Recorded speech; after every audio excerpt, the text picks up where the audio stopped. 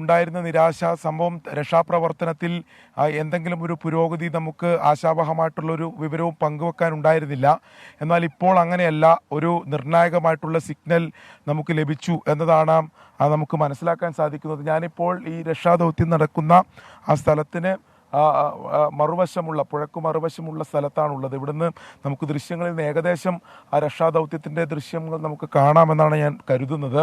എന്തായാലും വളരെ നിർണായകമായിട്ടുള്ളൊരു സിഗ്നലാണ് നമുക്കിപ്പോൾ ലഭിച്ചിട്ടുള്ളത്. അതൊരു ലോഹഭാഗമാണ്, അല്ലെങ്കിൽ ഒരു ലോറിയുടെ പ്രൊഫൈൽ എന്ന് തോന്നിപ്പിക്കുന്ന രീതിയിലുള്ള ഒരു സിഗ്നലാണ് ലഭിച്ചിട്ടുള്ളത് എന്ന് ഇപ്പോൾ രക്ഷാദൗത്യ സംഘം സ്ഥിരീകരിച്ചിട്ടുണ്ട്. പക്ഷേ അത് ഈ അർജുൻ്റെ ലോറിയാണെന്ന് സ്ഥിരീകരിക്കാൻ അല്പം കൂടി നമ്മൾ കാത്തിരിക്കണം. കാരണം നിലവിൽ ഇവർ ഈ തെരച്ചിൽ നടത്തുന്ന സ്ഥലം, രക്ഷാദൗത്യ സംഘം തെരച്ചിൽ നടത്തുന്ന സ്ഥലം ഏറെ ഈ മണ്ണും കല്ലും, വലിയ കല്ലുകളും അതോടൊപ്പം തന്നെ ചളി പൂണ്ട മണ്ണുകളും വന്ന് അടിഞ്ഞ ഒരിടത്താണ്. അത് നേരത്തെ ഇന്നലെയൊക്കെ നമുക്ക് സിഗ്നൽ ലഭിച്ചെടുത്തും മണ്ണ് പൂർണ്ണമായി നീക്കം ചെയ്ത് അവശേഷിച്ച ഭാഗമാണ്.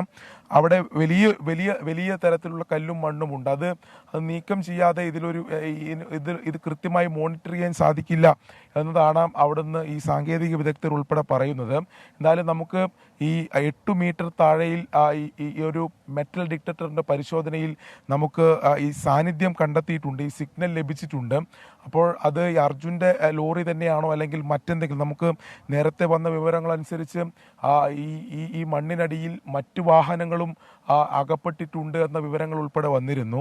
അപ്പോൾ അതിനുള്ള സാധ്യത തള്ളിക്കളയാൻ നമുക്ക് കഴിയില്ല. പക്ഷേ നമ്മൾ പ്രതീക്ഷയോടെ ഈ ലോറി തന്നെയാണ് എന്ന തരത്തിൽ നമ്മൾ കാത്തിരിക്കുകയാണ്.